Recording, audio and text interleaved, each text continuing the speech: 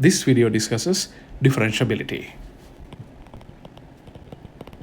Differentiability is the mathematical term for smoothness. Smoothness of a function. Let's say we have a continuous function given by y equals f of x. Let y equal f of x be a continuous function. When we say continuous, we know it is a mathematical term. We also have to specify the neighborhood. Let's say y equals f of x is a continuous function within a neighborhood of x equals h.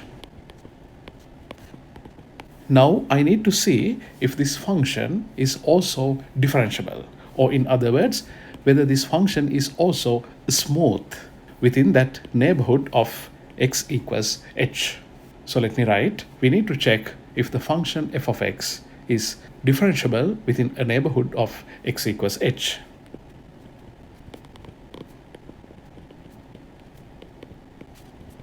The very first step of checking whether a given function is differentiable or not is checking for continuity. In this video, I'm not going to talk about how to check the continuity. For those who need help on checking the continuity, there is a separate video explaining all the technical details of that. I'll have the link posted down below in the description. During this discussion, I'm going to only formally derive an equation to check the differentiability. After deriving that equation, I will discuss a full-length example. For that example, I will also talk about the continuity, and then only we can proceed into the differentiability. Because if a function is not continuous within a neighborhood of a given x value, then that function will never ever be differentiable. If that function is continuous within a neighborhood of a given x value, then that function may or may not be differentiable within a neighborhood of that given x value. Let's go ahead and draw the graph of a continuous function given by y equals f of x. As always, we are going to need the axis, the x-axis, and also the y-axis. Make sure to label your axis and show the origin. Let's say the graph of y equals f of x is something like this. Now think about a point like this. Let's say this is a given value of x, and we will assume that this is x equals h. As you can very clearly see, this graph is continuous within a neighborhood of x equals h. The equation of this graph is y equals f of x. Let me label this point right here on the graph as point P0. What should be the coordinates at point P0? The coordinates at point P0 should be the x-coordinate is equal to h. What should be the y-coordinate? The y-coordinates are given by f of x. Therefore, the y-coordinate should be f of h, because your corresponding x value is equal to h at the point P0. Now, I'm going to look at another point to the right-hand side of P0. Let me assume that my next point is given by P1. I will assume that along the x-axis, P1 is a length delta x away from P0. That means if I draw the vertical line from P1 to meet the x-axis, the gap between these two blue parallel lines is equal to delta x. When we say delta x, you have to understand the meaning of delta x in a calculus class. We use delta x to indicate a very small positive quantity measured along the x-axis. When we have delta alone, that part has to be read only as a very small positive quantity measured along. That's it. And it does not specify the direction. To specify the direction, we have this second component. When you have x, that means it's along the x direction. Therefore, when you have delta x, it has to be read as a very small positive quantity measured along the x-axis. And this delta x should not be seen as a multiplication of delta and x. delta x is just one quantity. It's like 72 is a one number. It is not 7 times 2.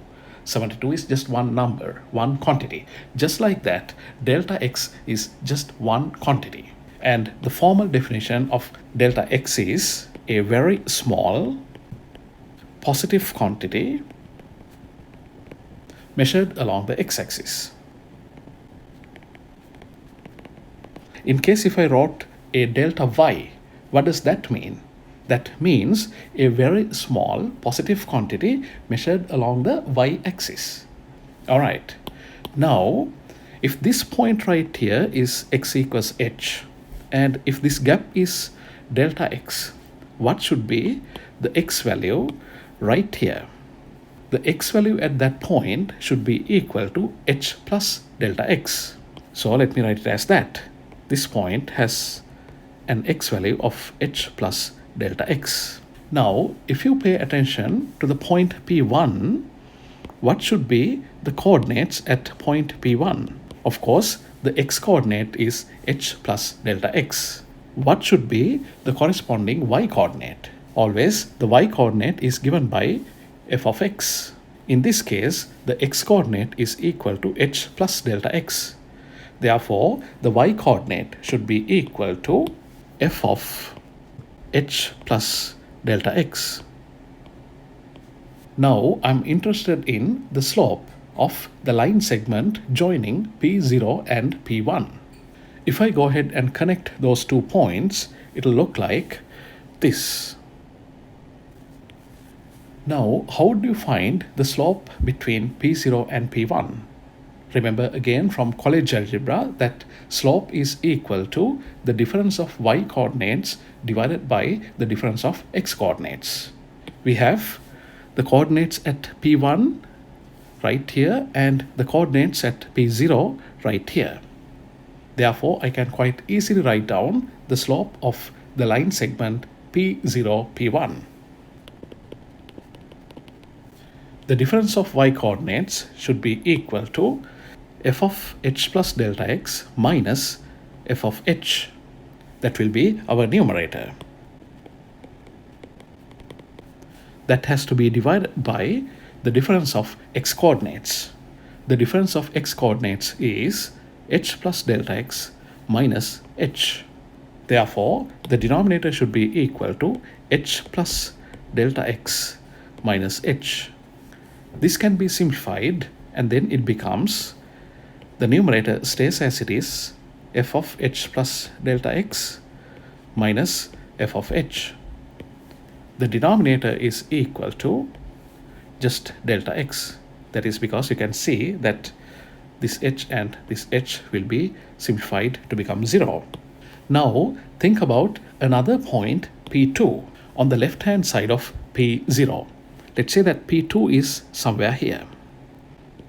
I'm going to select that P2 also so that along the x-axis, the distance from P0 is delta x. Or in other words, if I once again show a vertical line from P2 onto the x-axis, the gap between that vertical line and the vertical line through P0 is going to be equal to delta x. That means this gap should also be equal to delta x. Once again, remember delta x was defined as a very small positive quantity measured along the x-axis. Now, what should be the x-coordinate right here? That should be equal to the x-coordinate right here minus the delta x. Therefore, let me write down the x-coordinate at this point as h minus delta x. Now, how would you write down the coordinates at the point P2? P2 must have coordinates. The x-coordinate at P2 is h minus delta x. Then what should be the corresponding y-coordinate? The y-coordinates are given by y equals f of x. For the point P2, the x-coordinate is h minus delta x. Therefore, the corresponding y-coordinate at P2 should be equal to f of h minus delta x. Now I'm interested in the slope of the line segment connecting P0 and P2. If I go ahead and draw the line segment connecting P0 and P2, it will look like that. If I wanted to find the slope of the line segment connecting P2 and P0, I have to pay attention on those two coordinate points. P0 has these coordinates and P2 has these coordinates. Once again, the slope of the line segment connecting P0 and P2 can be calculated by the equation the difference of y coordinates divided by the difference of x coordinates. So let me go ahead and do that. Slope of P2, P0 should be equal to the difference of y coordinates. P0 has a y coordinate of f of h. P2 has a y coordinate of f of h minus delta x. I need to take the difference between those two as the numerator. Then it becomes f of h minus f of h minus delta x. In the denominator, I need to write down the difference between the x coordinates.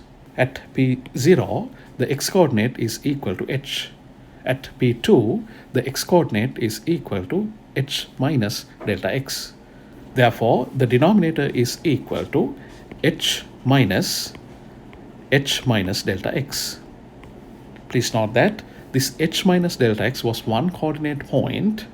Therefore, I wrote it down inside parentheses, because otherwise I might forget to distribute that negative symbol into each of these two terms inside the parentheses.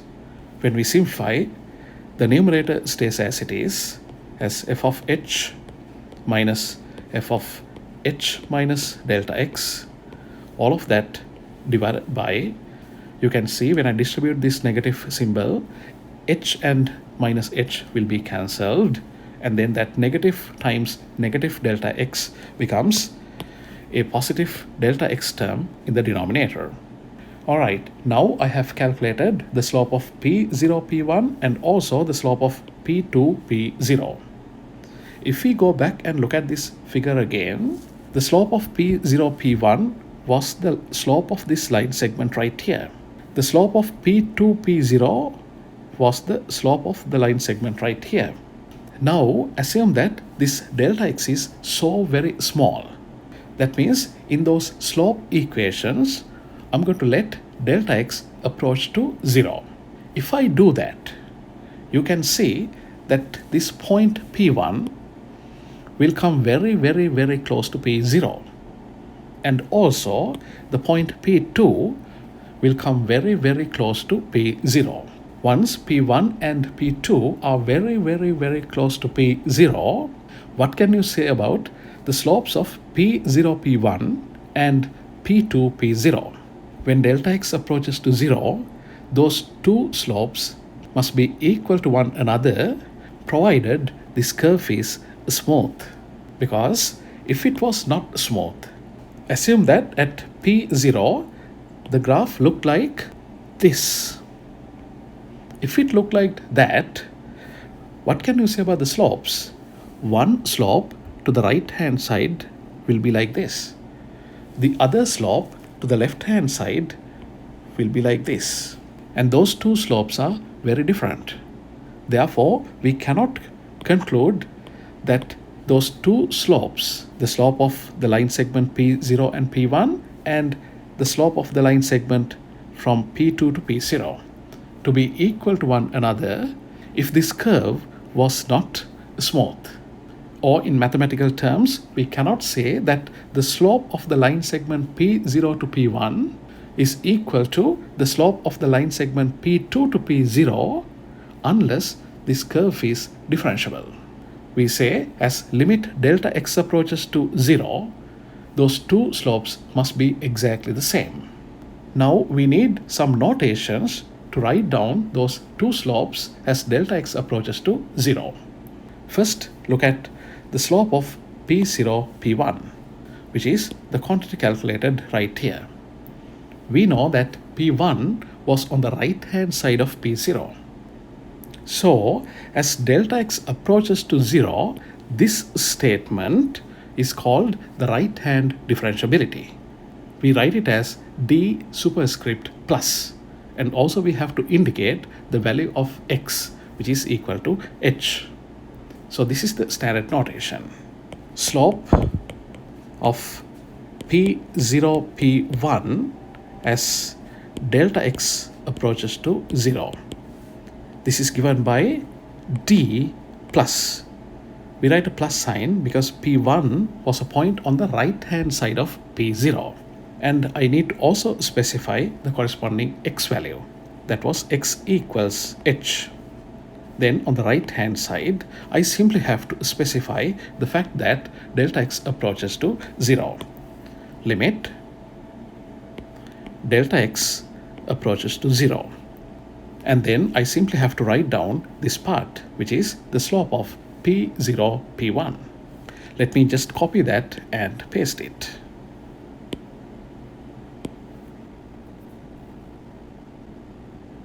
Let me change the color of that part to red. All right. This calculated quantity right here is mathematically called the right-hand differentiability.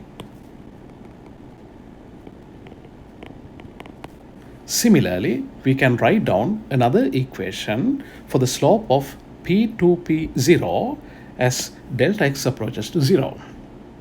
This is the equation for the slope of p2, p0. And remember, the point p2 was on the left-hand side of p0. Therefore, that equation can be written this way. Slope of p2, p0 as delta x approaches to 0. We write it as d minus x equals h. We wrote d minus because p2 was on the left-hand side of p0. That should be equal to, I just have to mention this statement mathematically, limit delta x approaches to 0, and then I simply have to copy and paste the slope of p2, p0, which is this part. So let me go ahead and copy that. And I would like to have that in red. Just like earlier, the quantity that we calculated here is now called the left-hand differentiability.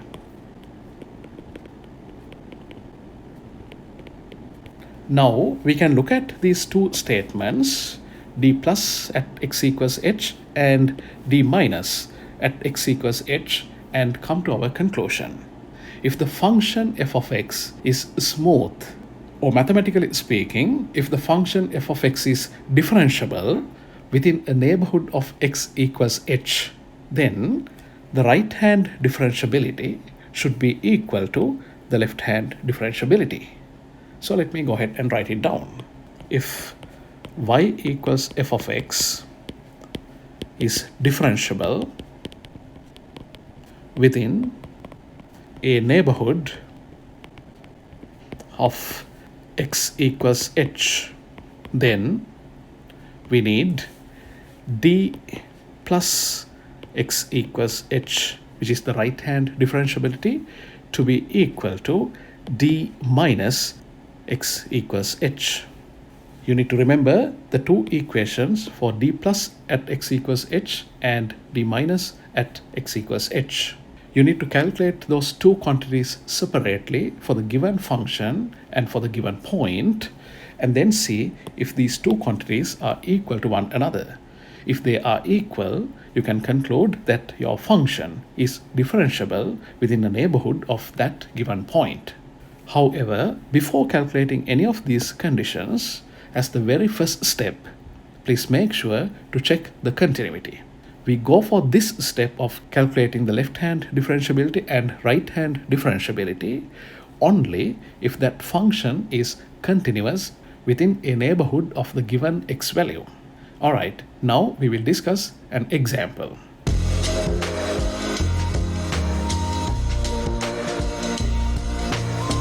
Here is an example for you. Check the differentiability at x equals 3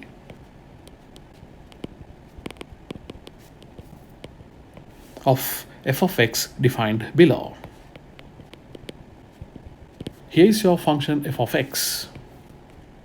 This is defined as a piecewise function. The first component of that piecewise function is x squared minus 2x plus 1. This is defined for all the values of x that are smaller than 3. The second component of that function is x plus 1, that is when x is equal to 3.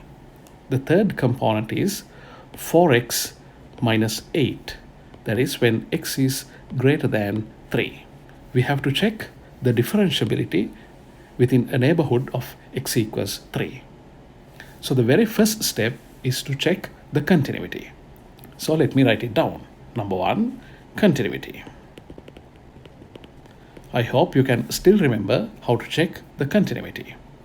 In order to check the continuity, we have to calculate the limit as x approaches to 3 in this case from left hand side f of x, and we have to calculate the limit as x approaches to 3 from the right hand side f of x, and also we have to calculate the value of the function when x is equal to 3, f of 3.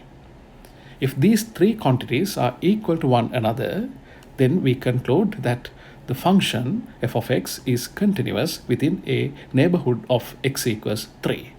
So let's go ahead and start checking for the continuity by calculating the left hand limit. Limit as x approaches to 3 from the left hand side f of x. This is equal to limit as x approaches to 3 from the left hand side. X approaches to 3 from the left hand side means x is very close to 3, however x is less than 3. When x is less than 3, f of x is equal to x squared minus 2x plus 1. Therefore, in order to evaluate this limit, I need to use that function, x squared minus 2x plus 1. Luckily, we can simply do the direct substitution for this function and we get the answer. When I put x equals 3 for this function, I get 3 squared minus 2 times 3 plus 1, which simplifies to become 4. Then I need to calculate the right hand limit, which is limit as x approaches to 3 from right hand side f of x. This is going to be equal to limit as x approaches to 3 from right hand side. X approaches to 3 from the right hand side means x is very close to 3, however x is greater than 3. When x is greater than 3, f of x is equal to 4x minus 8. So we are going to use that function, 4x minus 8. I can do the direct substitution. When I put 3 for x, I get 4 times 3 minus 8, which simplifies to become 4. For the continuity, I need to calculate the third part as well, which is the value of f of 3. That is the value of the function when x is equal to 3. When x is equal to 3, the function f of x is equal to x plus 1. F of 3 should be therefore equal to 3 plus 1, which is also equal to 4. Now we can conclude that our function is continuous within a neighborhood of x equals 3 because these three components are equal to one another. So let me write down a sentence explaining that. Therefore, f of x is continuous within a neighborhood of x equals 3. Because we have the continuity of this function within the neighborhood of x equals 3, then we can go for the official step of checking for differentiability. Step number 2, differentiability. I need to calculate d plus at x equals 3 and d minus at x equals 3. And then I have to see if these two values are equal to one another. If they are equal to one another, then we can conclude that our function is differentiable within a neighborhood of x equals 3. So what are the equations for these two?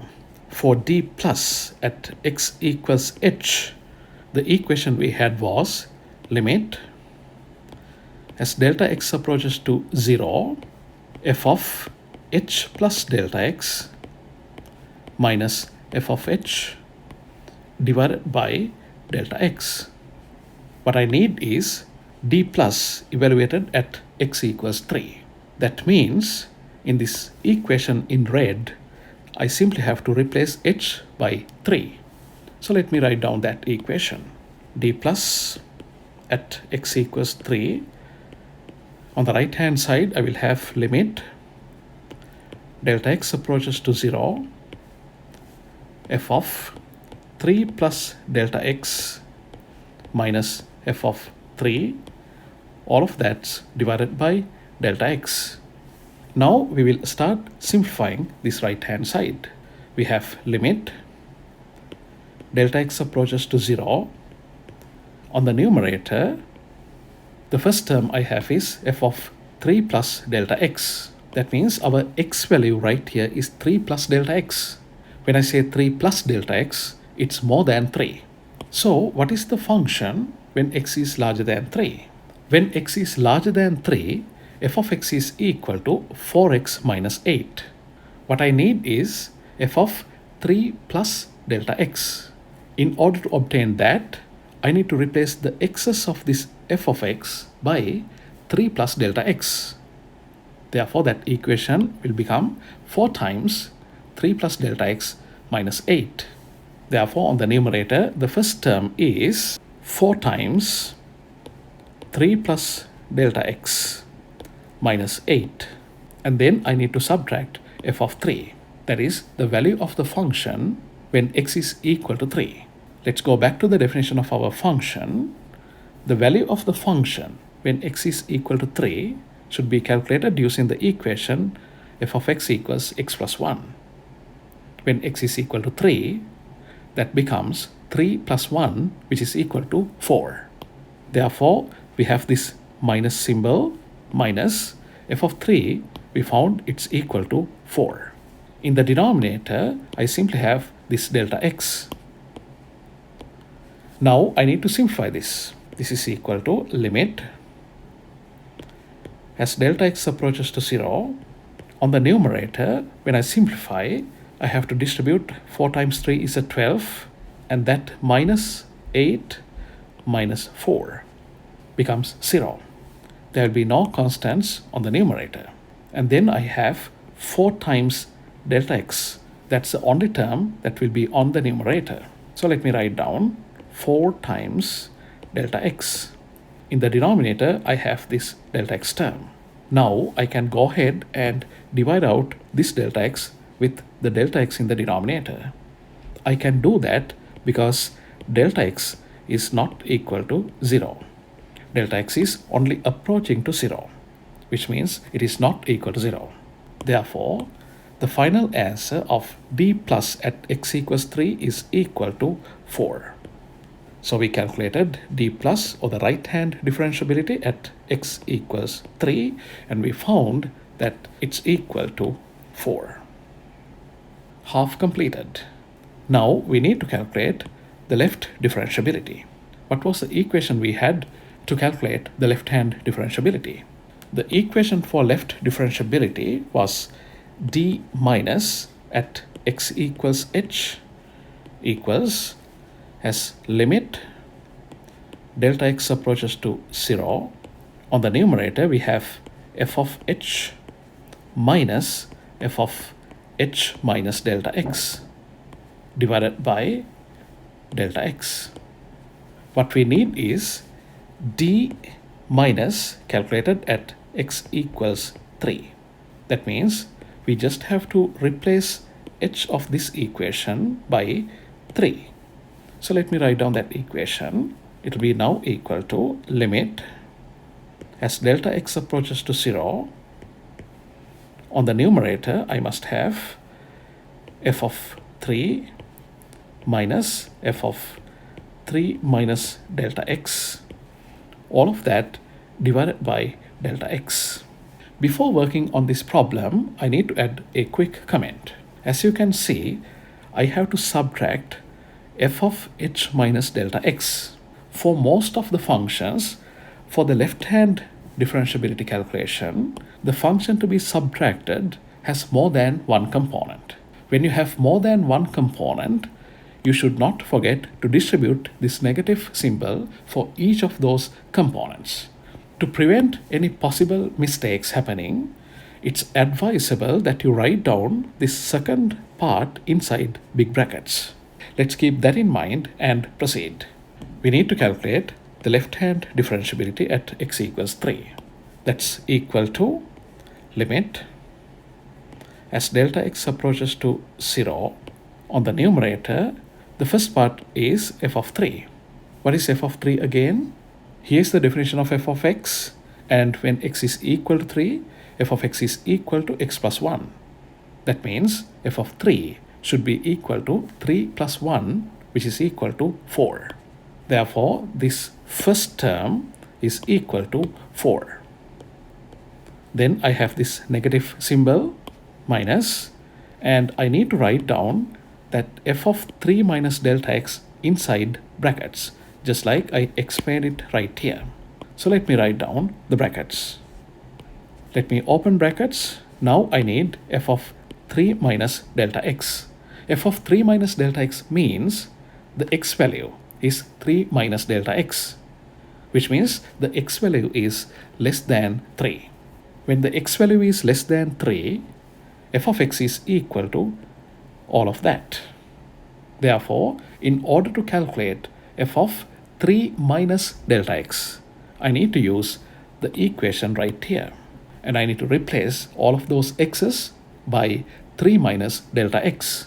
When we do that, we should get 3 minus delta x everything squared minus 2 times 3 minus delta x plus 1. 3 minus delta x everything squared minus 2 times 3 minus delta x plus 1. Let me close the brackets, and that's all about the numerator. In the denominator, we have this delta x term. Now we need to simplify this. This is equal to limit as delta x approaches to 0. On the numerator, I have 4 minus, I have a big bracket. The first term is 3 minus delta x everything squared. I need to expand that. How do you expand that?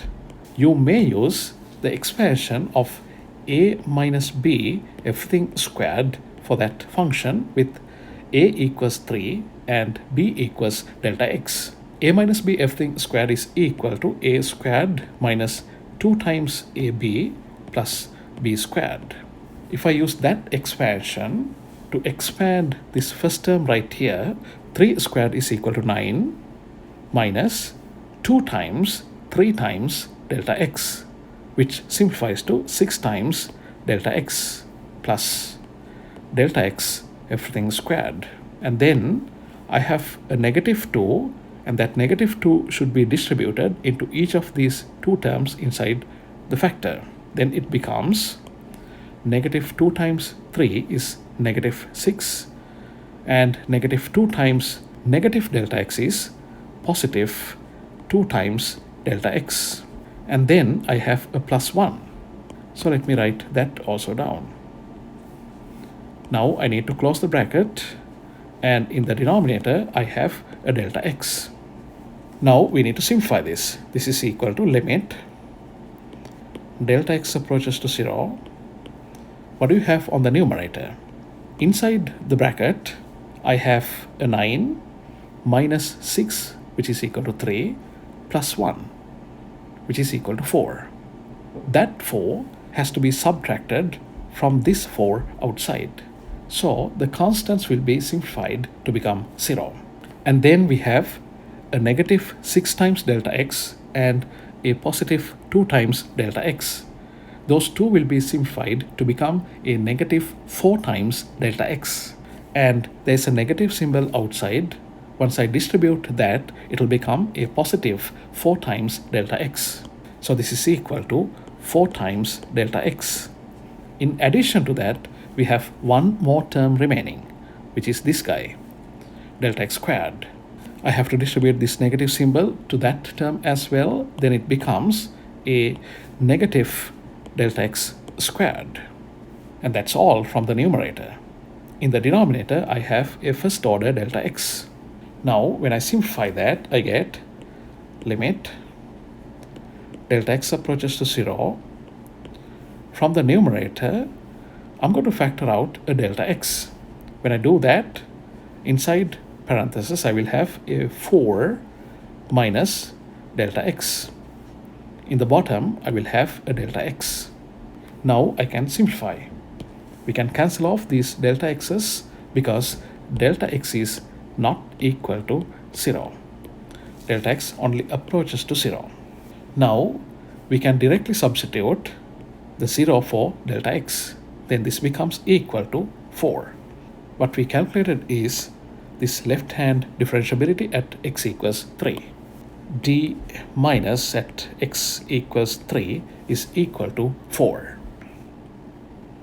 Earlier we showed that d plus at x equals 3 is equal to 4. Now we have d minus at x equals 3 also equal to 4. Therefore, we can conclude that the function f of x is differentiable at x equals 3. We can write it this way. Since d plus at x equals 3 is equal to d minus at x equals 3. In fact, each of these things is equal to 4. We conclude that the function f of x is differentiable at x equals 4. This is the complete answer for this problem.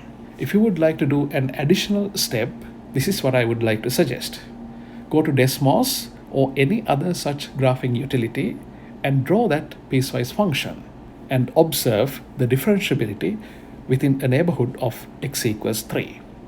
First of all, you will be able to observe the continuity, and then you will see that this function is very smooth within a neighborhood of x equals 3. That should confirm you that our mathematical calculation is supported by the visual observation from the graph. All right, I will stop this video at this point. Thank you so much.